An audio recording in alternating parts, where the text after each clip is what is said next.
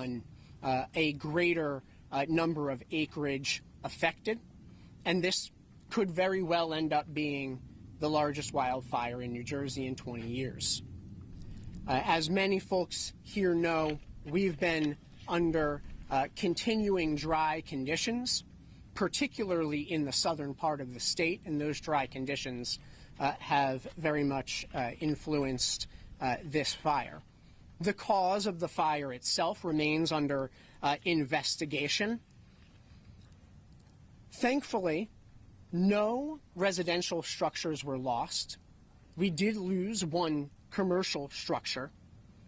Some outbuildings were also affected and several vehicles as well.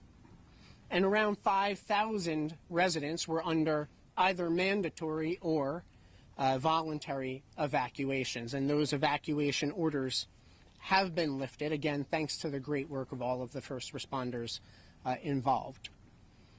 I just got off the phone with our acting governor, Tahisha Way, and have throughout this event been in contact with Governor Murphy as well, who extend their thanks to all of the first responders who have battled this fire, and to the New Jersey Forest Fire Service in particular. We are lucky in the state of New Jersey to have our own state forest fire service, and they are heroes. With that, I'm going to turn it over to the Chief of the Forest Fire Service, Bill Donnelly. Good morning. I believe the commissioners hit on most of the relevant stuff here. We'll see what kind of questions you have.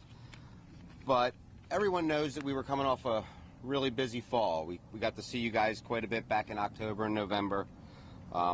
And other than that little holiday break we had there, our folks have been in it nonstop.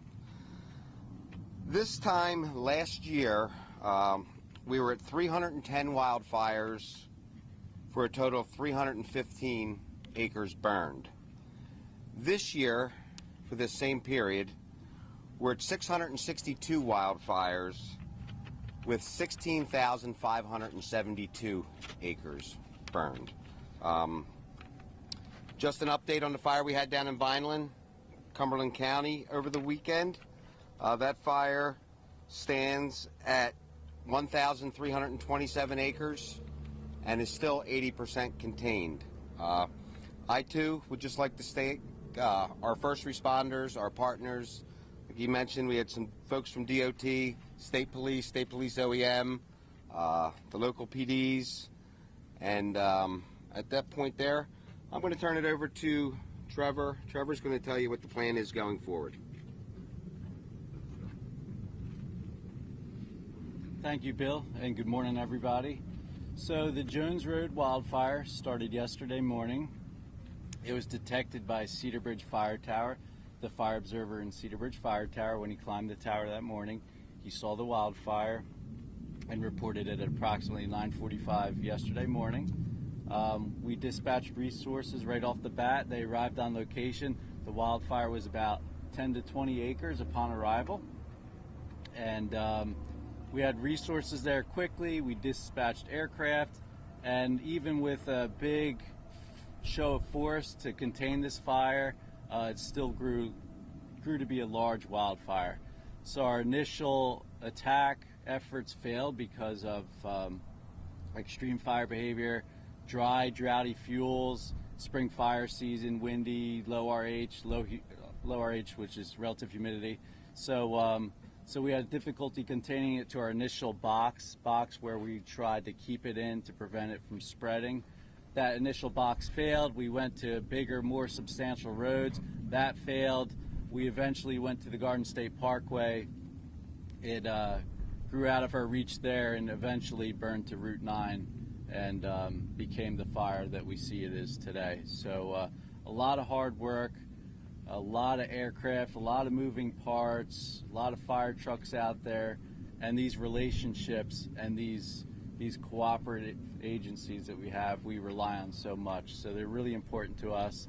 Police departments, fire departments, DOT, any OEMs, they're just super critical in this team effort to contain these fires. So So excellent job by all yesterday. We're still at it today. You can see the smoke behind us. We aren't out of the woods yet. We feel good about this, but we're still working toward it. Going forward, what's our plan? So our plan is to get people back home, get roads reopened, and knock that smoke down. So we're going to do that through mop up and patrol. We've got approximately 100 firefighters on the fire line today, and they're out there working really hard, squirting out water along the parkway so there's no smoke on that morning commute or evening commute. They're putting out stumps and logs around homes so that there's no smoke and they can open their windows and their homes are safe and they feel safe. We understand the evacuations were very disruptive. We'd like to thank the public for being understanding and patient with us. So thank you to the public. We're going to continue to knock back the smoke, reopen the roads, reduce the traffic. We're continuing damage assessments as we speak. The utility companies are getting back in there. We're working with them to re-energize power lines. All the evacuations have been lifted, and there only remains Route 532, which is Wells Mills Road, closed, and Bryant Road, which is a local forest road, is currently closed. Thank you. Mayor.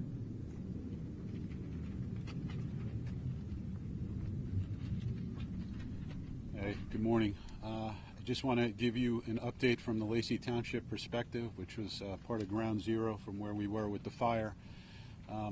So shortly after probably about 3 o'clock yesterday afternoon, we received word that one of our senior communities, Pheasant Run, was under a voluntary evacuation, and that leads into some special challenges when you're talking about health care and seniors and issues that could be immediate.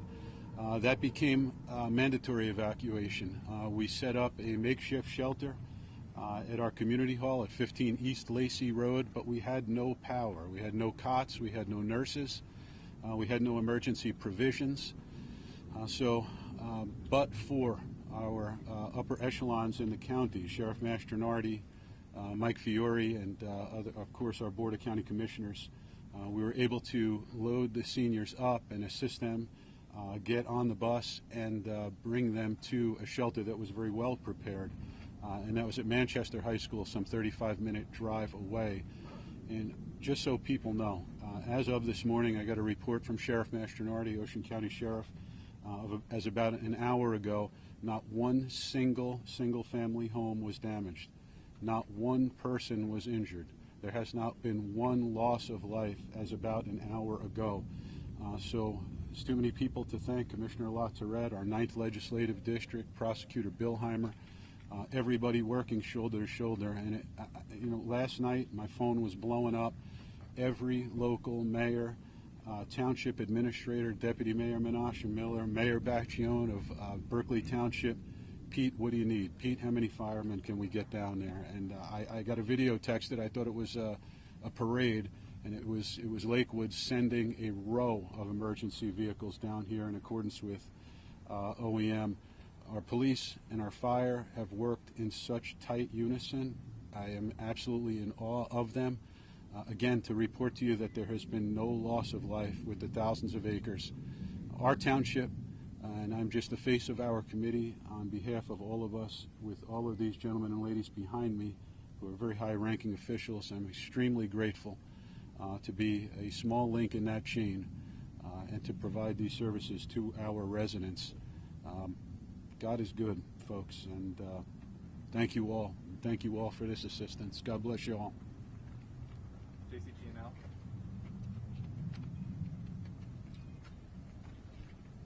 Good morning. First, we'd like to thank our customers for their patience and understanding during this event. We recognize that any power outage is challenging, and in a situation as stressful as this fire and the past 12 to 24 hours have been, we really appreciate their patience and understanding.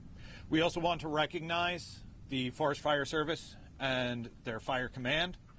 We work with emergency management personnel on the municipal, county, and state level every day. We have been in close contact and coordination with the fire command since we were notified of this fire early yesterday. At approximately 6 p.m. yesterday, we did receive a request from the Fire Command to de-energize all of our lines going in and out of our Oyster Creek substation. This resulted in an outage affecting approximately 25,000 customers. That includes pretty much all of our customers in Barnegat and Ocean Townships, as well as about 3/4 of our customers in Lacey. This morning, we were cleared to begin our damage assessments. Our crews have been out since early this morning surveying our lines, checking our poles, our wires, our devices to see what can handle power, what damage there is, and we will begin the restoration process as those surveys are completed. At this time, we do expect that our customers in Lacey, approximately 6,700 customers, will be restored early this afternoon. Our remaining customers will be restored as those surveys are completed. We have been proactively communicating with our affected customers throughout this process. We continue to do so. We encourage any customers that are affected to follow the updates on the outage map on our website, jcp-l.com. And if they have not already done so, register for our text alert system. They can text REG, R-E-G, to 544-487. We will provide ETR updates, restoration timing updates, via the text alert system. And even if customers are not affected, we encourage them to go ahead and register for that system, as you can report outages via text messages, receive outage updates, even check your bill via text message. Thank you. All right, so we're going to do questions now. Like I stated earlier, we're going to start from the left and go to the right. Please raise your hand and we'll go down the line. This is for anyone. You talked about you guys expect the number of acres burned to grow and for this wildfire to be the largest in New Jersey in the past 20 years. Can you just speak to the difficulty of that and what firefighters are facing as the days go on? Sure. So it may be the largest in 20 years based on how we are anticipating the fire movement. I'm sorry. Sorry, I was responding to the questioner. How dare I? Let me respond to the cameras. So as I had mentioned before, we are anticipating the fire to grow from beyond the current estimate of 11,500 acres at 30% containment. And that is because this is still a very active fire. And there are burnout operations that are ongoing. Trevor could step up and explain that a bit more to you.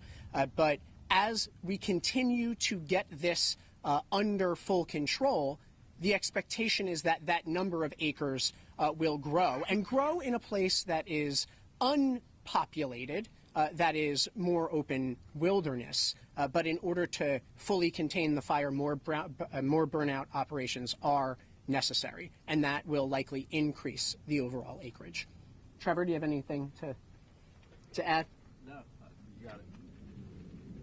Commissioner. I want to follow the rules and go this way. I was just wondering if anyone could speak to the amount of mutual aid coverage that has been assisting with the fire. Well, I know that we've had... Don't make those guys mad. Yeah. All right. I know last night the local fire departments, through their county coordinators, pulled the trigger.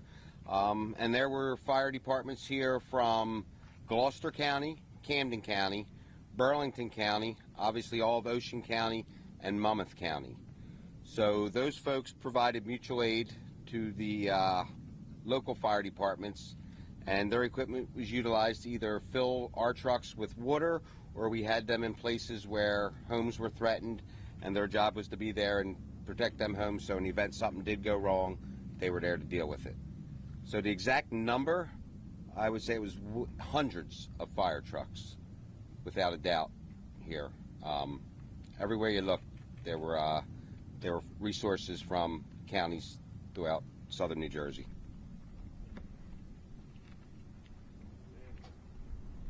Do you anticipate full containment by when? Is there an idea? So the question is about when we can anticipate full containment. The expectation is that this fire will burn for a couple of days, and We don't have an exact timeline to reach full containment at this particular moment. Trevor or Bill, did you want to offer any potential estimates of what you think based on your past experience? Well, based on the weather that we're dealing with right now, humidity's down, and we have these breezes, temperatures are up.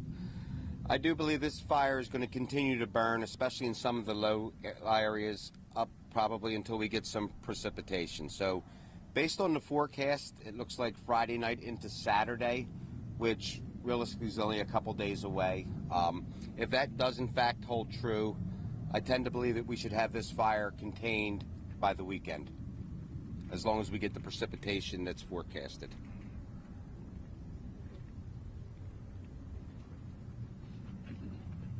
Jimmy, do you want to? I think we might have skipped someone. Yep, right here. Yep. I was just wondering, you said there was one commercial structure, I believe it was burned. I noticed in photos yesterday that there was a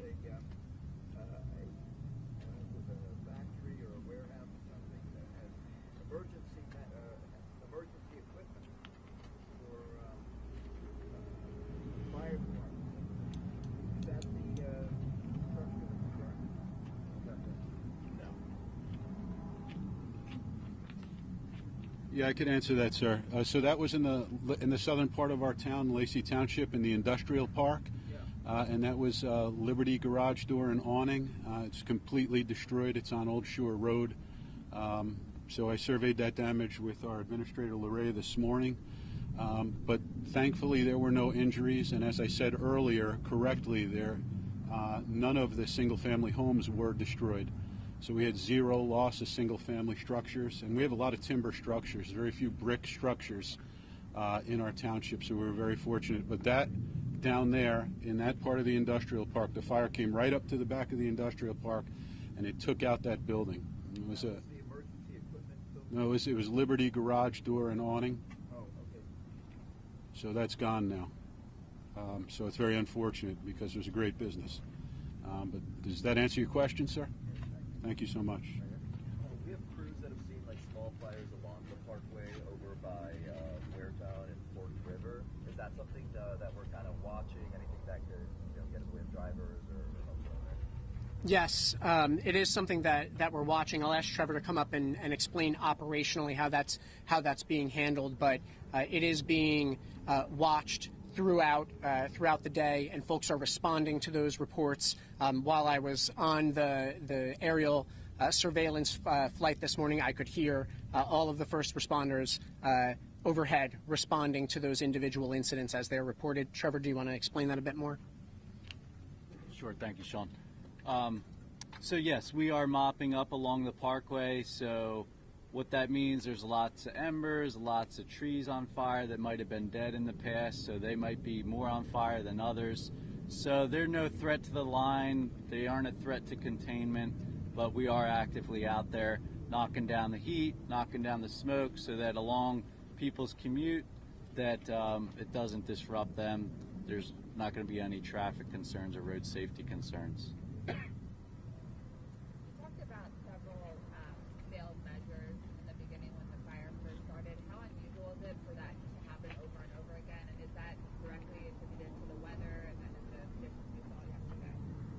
So this fire, it was a dangerous wildfire moving quickly. It's pretty extreme conditions right now. Spring fire season, April 20th is about the peak of spring fire season. And here we are at the 22nd, it started, today's the 23rd. We're right at the peak. It doesn't get any worse than this date in history in New Jersey. So that, coupled with the drought, coupled with the low humidity, winds, nice sunny weather, it just made for a difficult firefight. Commissioner, there's been some criticism from members of the community about what they say is insufficient information. How are you all informing the community as to what was going on, and why are we just having a news conference now? So I want to just backtrack a bit to Trevor's explanation of this fire. This fire was incredibly dangerous, and particularly in the late afternoon and into evening hours last night. It would have been a mistake to invite the press into that environment, and our focus needed to be, in order to save lives and property, on the immediate response, in coordination with the County of Ocean, in coordination with OEM, and through our outreach channels as well. Information was being consistently provided, and I would encourage every resident of the state of New Jersey to follow the New Jersey Forest Fire Service on any media channel that is familiar and comfortable to you, whether it's on X or Facebook, so that you are getting the real-time updates, because they go right there, right away. But no, a media briefing was not offered last night. It frankly wasn't safe for us to bring folks into that area. And to relate back to Trevor's point about the behavior of the fire, its heat and its activity, this being peak wildfire season, as the Forest Fire Service plans its approach to containment and to suppression, there's a strategy of, can we stop the fire at this location, and if that is unsuccessful because of the fire's behavior, we adjust course so as to contain it at another location. Would be the way to describe it. Sometimes that's in accordance with fire breaks that exist. Sometimes that's in accordance with roadways or water bodies that provide a natural fire break. But as this fire was behaving very actively and fiercely, it was effectively throwing itself, meaning that from the main fire on the west side of the parkway, winds were carrying embers that landed in another spot, creating a flanking fire. And so folks may have experienced on the ground the existence of multiple fires. It is all a piece of this wildfire, but those conditions of the throwing embers, of the spotting, would cause us to keep our focus on containing those conditions and providing updates through the media channels that we do. But when you say real time, the one last night was at 11 p.m., and so that's where the criticism came from, that they didn't have anything overnight until now from the New Jersey Forest Fire. Yeah, I understand that reflection. In the early morning hours, we're up in the air surveying once we have the daylight to be able to provide the best information. As of around 7 a.m., OEM was providing updates about the sheltering through its media channels. The Garden State Parkway opened up around 5:30. Those pieces of information were being provided as they were available, as those decisions were made.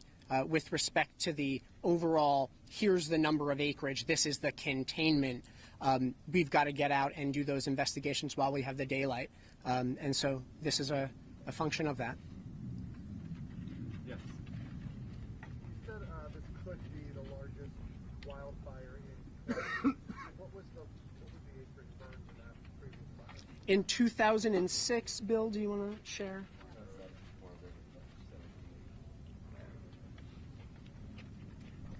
Right here, the area we're standing in, 2007, we had a 17,000 acre wildfire that came across 539 as a result of a military exercise. And that fire went from 539, actually from the bombing range down there, if anybody's familiar with that, all the way to the Parkway and down to Route 72. So that there was a 17,000 acre fire that occurred 19 years ago. So if this one isn't the next 20 years, it's probably the 18 years. Chris? We know from previous reporting that this areas like that can be particularly challenging because they're heavily wooded but also heavily populated. Can anybody talk about the challenges in navigating that with so many people and so much infrastructure in the area, and also is anything being looked at in terms of wildfires and future planning and future development of this area and future preservation to mitigate situations like that? Sure. We find ourselves in this very fire at the wildland urban interface, right? That place where the open wilderness meets our developed built environment. And that place, that interface, is a highly risky place. And there are a number of ways to address and reduce those risks. Earlier this year, at a roundtable that the governor hosted, which Senator Amato, right behind me, was with, and is an outstanding supporter of the Forest Fire Service. We launched the New Jersey Wildfire Smart campaign, which has a number of different components. You can find that right on the DEP website at dep.nj.gov. Part of that has to do with helping individual property owners understand and reduce risks of living along that wildland urban interface. How can they characterize those risks? What specific actions can they take around properties? Same true of commercial properties at that interface as well, right? That type of risk mapping and advice for how to reduce those risks on private properties is available right on our website. In addition to providing public education, guidance, and advice of that planning nature, we are also investing in fire suppression, the creation of more fire breaks. There are a couple of very recent projects to reduce those risks that the Forest Fire Service and our Division of Forestry have completed that we could certainly talk more about. But there's no one silver bullet, if you will. Right, it's a network of strategies, a network of solutions that need to be pursued concertedly and across every level of government. And we're fortunate, here in Ocean County, that the county takes fire suppression, fire safety so very seriously, and we're grateful for their support as well. I don't know if Assemblyman or Senator, if there's folks from Ocean, any folks or points you want to share on that from a county perspective.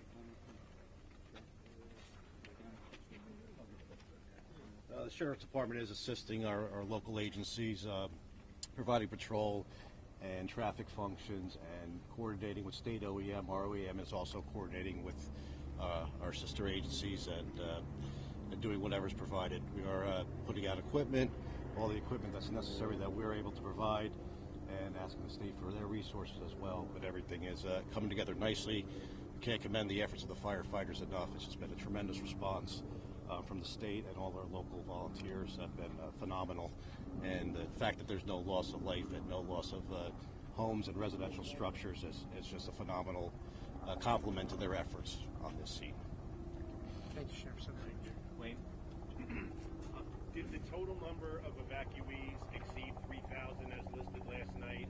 And then for JCP&L, forgive my ignorance on this, what was the need to cut power? Like, what would the danger have been to leave it on? We'll ask JCP&L, and then we can ask OEM to advise on the evacuation. So the request to de-energize the lines in and out of Oyster Creek substation was for the safety of the fire crews that were... One second.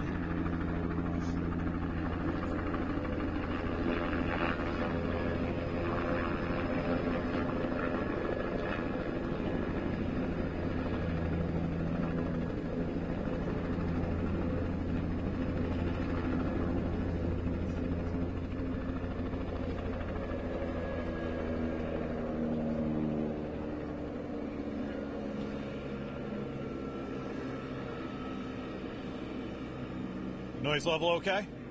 All right. So the request to de-energize those lines in and out of Oyster Creek substation was for the safety of the fire crews on the ground. Those are high voltage lines that go in and out of that substation. So we went ahead and de-energized those. That also meant then that the feed from Oyster Creek to substations in Lacey and Waretown was cut, and those substations didn't have power as a result. Safety is a top priority for us, so this restoration process and the timing of restorations are built entirely around safety. We need to make sure our system is safe. We need to make sure that even once our system is safe, the area that we are re-energizing is safe, that we are not putting fire crews at risk, we are not putting our crews at risk, we are not putting the general public at risk by energizing the lines. At risk of what, a live wire falling on them, basically? Live wire coming down, just that electricity is a very dangerous, object. That high voltage lines have a clearance field around them. So just making sure that all clearances were safe, that everybody's able to operate and do everything they need to do to prioritize the suppression of the fire and not have to worry about the lines that are there. And the total number of evacuees, anyone?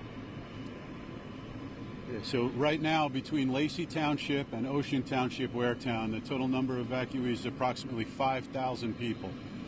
So as soon as things are under control, we're going to transition those folks back safely to their home. We'll have transportation provisions made for them. And the situation is we are continuing to communicate with our people. I would caution our people, our residents, within earshot of my voice, our voices, and eyeshot of our faces.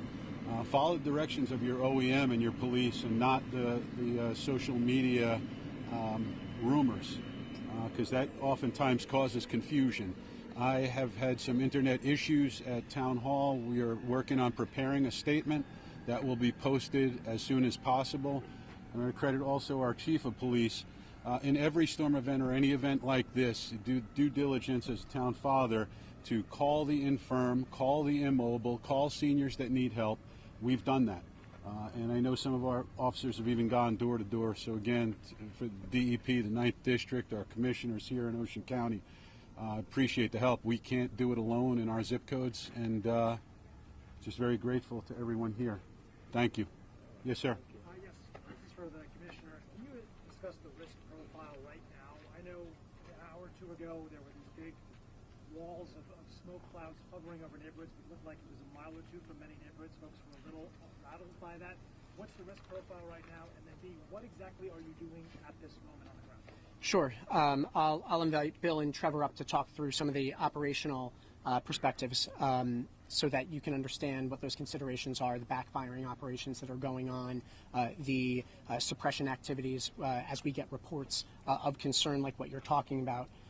At about 9:45, the administrator of our Forest Fire and Forestry Service, Greg McLaughlin, and I took a surveillance flight. And I can understand the perspective of homeowners, because I can see with my own eyes, and there's video we can share with the press, that the proximity to the neighborhoods east of the Parkway, and particularly east of Route 9, that there would be concern in those communities. From an active fire management perspective, we have moved the active fire west of those residential areas. Now, to be clear, there is an air quality alert in effect for this area, for the area of Ocean, Lacey, because particulate matter is of concern, and folks should take precautions, particularly if you're among a vulnerable population. As you've heard the mayor speak to, we have a number of seniors in these communities. We need to make sure that their windows are closed and that they're keeping themselves safe. But the immediate risks to the community east of Parkway and and Route 9 have been avoided through the activities of the Forest Fire Service and all of the partners you see around this space. And I'll ask Trevor and Bill to speak to the operational considerations at play today and then the days ahead. All right, well, I think everybody's sees that the column of smoke that was here earlier when you guys arrived is no longer here. And what that is the process due to our firing operations that are taking place. Our objective is to build line around the entire fire. Somewhere to work off of for our firefighters that is safe, somewhere to check the fire up and stop its forward progress. So over the night and yesterday, these lines were put into place. Once these lines are in place and they're secure, our fire operations begin. So those firing operations occur out in front of, whether it's the main body of fire, the flank of the fire. Either way, we need to remove the fuel prior to the main fire arriving at these control lines or containment lines. And what you saw this morning was the actual main body of fire working in the direction of our control lines, where we had had some fire lit, burning back towards the main fire, consuming the fuel ahead of it, and therefore, if you look out there, you'll notice that most of the smoke is gone, which is a good indication, because what you see today, where it goes from a lot of smoke to no smoke, yesterday was just the opposite. We went from a little bit of smoke to look like the world was coming to an end. So based on what I'm seeing here today, you know, we've been standing out here for a little while, but I am extremely confident that the folks out there are making substantial progress. Now that's going to continue to burn. There's going to be little pockets of fuel that need to be consumed, and once we feel that all that fuel's been consumed, like the commissioner was talking about, that's what's going to up our total number of acreage. The area of the fire is not necessarily going to expand. It's going to be the total number of total amount of forest that's consumed. So what you're seeing now is the smoke's disappearing, which means that our techniques are working. You know, there's going to be little pockets, and therefore that's going to keep us from actually containing this at 100%. But I think based on what I'm seeing here, the containment should start to rise up, and definitely a good indication that the crews out there are making progress with this. More questions this way? Good, thank you. I have a couple. So I think that you addressed that there have been no loss of life. Is there anybody at this point, though, however, that is at least unaccounted for at this time? No, not that I am aware of. Mayor? No. And none is reported by the mayor as well. And then I have two follow-ups. I think you might have addressed this before, Commissioner, but I thought I overheard somebody ask about the Parkway. Is there still a chance that the Parkway could be shut down again? And then also, one of my coworkers had been hearing online or another report that there was maybe a half dozen unhoused that were living in the woods that might have been displaced because of the fire. Can you confirm that as well? And if so, can you elaborate a little more on it? I'll ask Trevor to come up and identify any issues with unhoused populations or campers that may have had to have been evacuated. With respect to the Parkway, right now the Parkway is open. We're working on the movement west of the Parkway, as Bill just explained, and we're keeping our eyes on the area that is adjacent to each side of the Parkway as well as the median, to make sure that anything that may pop up is handled immediately and doesn't become a greater problem. Is there any, though, indication now that there could be a possible closure, though, later, or is it at this point it's safe to say that like the fire is enough away from the Parkway that it doesn't appear that could be the case? It would be irresponsible of me to tell you the Parkway wouldn't need to be closed if the fire suddenly begins changing its behavior different from what we see right now. You just heard the chief of the Forest Fire Service explain that he's confident with respect to the techniques being deployed and the wind direction and the wind speeds are in our favor today. So we're hopeful and we're confident, but I'm not going to tell you there's no chance, because wildfire is risky, right? Really, really risky, and it can change suddenly. I'm thinking of the challenges between, it's already dry conditions already, and then of course the weather. What are the overall challenges as far as trying to figure out a cause right now? The cause is under investigation right now, actively. How challenging is it to try to get closer to finding out the reasoning behind the fire because of the conditions, and just you're already dealing with dry land as it is, and then just a quick hit of rain recently? Yeah, no, the drought conditions in the state of New Jersey are serious, and deeply serious, quite honestly, and particularly so in the southern half of the state. And that's only likely to, that is likely to persist for months ahead. And the recent rains have been welcome, right? They've helped restore some reservoir and stream flows that we need for drinking water, but it hasn't solved for the dryness that has that has characterized this area and worsened in recent years. So that is a continuing risk. With respect to the investigation, I think that we can do multiple things at once. Look who you have around this space. The state police, the OEM, the DEP, and all its units, the Ocean County prosecutor, right? It is under active investigation. Sorry, I was going to say, can I piggyback off that? Can the forest fire say how you guys will go about determining the cause? Just next time. Okay, let's hold the question on cause. That way we get back around to everybody who's asked a question. I was just wondering if you could just address I had asked about any kind of unhoused populations in the woods. Can you elaborate if that's the case or not? I'm looking back here and I'm not seeing anyone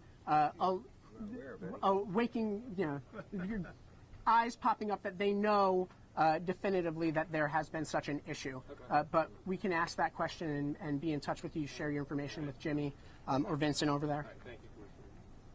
Amanda. Has the drought created any problems with accessing water to fight this fire? So, with respect to the aerial suppression, we can have Bill and Trevor explain how that would work. It's not as though we're tapping into drinking water lines in every instance to suppress fire, particularly on the wildland side.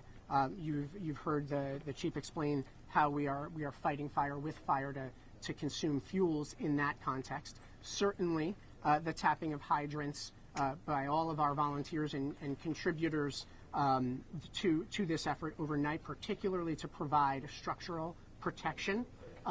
That does tax the water systems, but thankfully we have seen some rebound in stream flows. If you go over to our drought website, you'll see that there's been some rebound, but we are still in a drought warning status in the state of New Jersey. Thank you guys. In terms of, But let me. Oh, you didn't ask a question yet. I'm sorry. Right, in smoke and air quality, do you anticipate it affecting other parts of the state, or going north or going south? So I think the best way to answer that question in the moment would say, at this moment, what we're seeing northerly winds, right? And so the best way to anticipate whether it might affect you would be to go to, if you've got a smartphone, go to the App Store and go to Air Now and download that app, and you will be able to see real-time trajectories of wildfire smoke as it may change throughout the course of this burnout operation, which will be lengthy.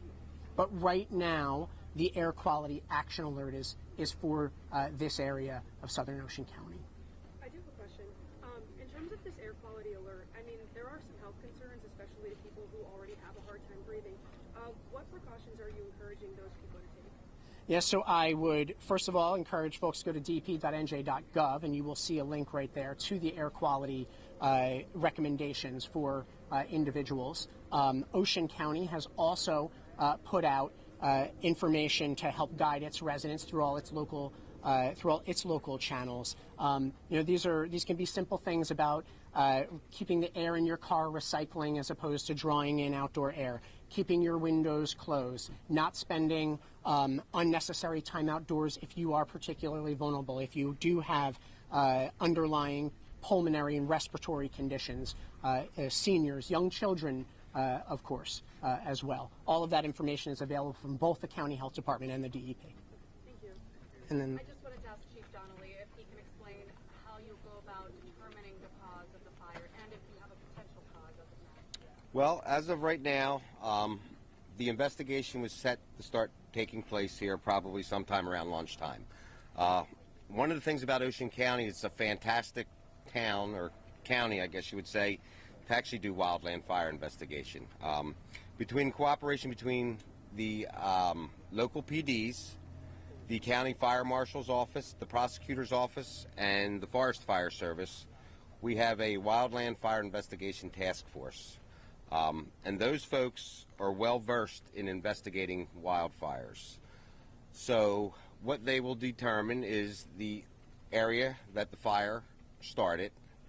They will continue on to find the origin of why the fire started, the cause, And then depending on what that cause is will depend on how this is handled. But I'm very confident that they will come up with some sort of a determination. And once that determination is made and all their I's are dotted and their T's are crossed, we will make that information available to you. But as of right now, like I said, sometime around lunchtime, I know this task force was gathering up and going to make their way out there. You got to understand, a lot going on out there. There's a lot of moving parts, a lot of smoke, a lot of fire, things like that. So the cause of the fire is probably not going anywhere. These guys will be able to go in and determine it. But again, you know, it's typically a hostile environment in the area where fire started and getting into where the fire actually originated. So that will be, they're in the process of doing that right now.